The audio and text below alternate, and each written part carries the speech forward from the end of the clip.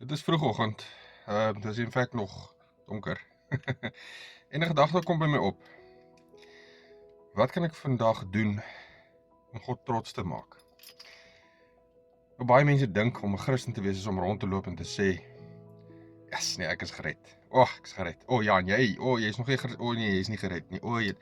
Dis nie wat 'n Christen is nie, hoor. Om 'n gelowige te wees.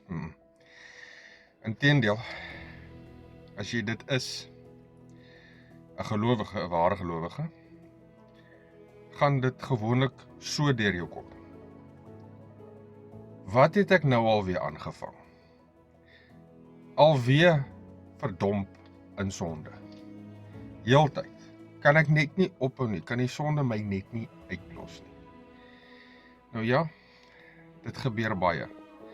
En dit is ook eintlik verkeerd. Jy kan nie heeltyd net so dink nie. As jy wil hê die Heilige Gees moet deur jou werk, moet jy eintlik die volgende doen.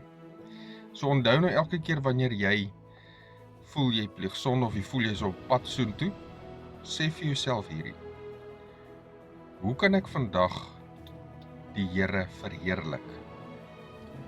Vra vir jouself daai vraag af. Hoe kan ek vandag God verheerlik? En dan soek jy iets wat jy kan doen om hom te verheerlik. Of jy liefde kan bewys, vrugte van die Gees, mense. Vrugte van die Gees. Liefde, lankmoedigheid, sagmoedigheid, verdraagsaamheid, doen iets wat God kan verheerlik. Los dit wat jou pad is om te doen, of vergeet dit wat jy nou gedoen het, en begin iets doen om die Here te verheerlik.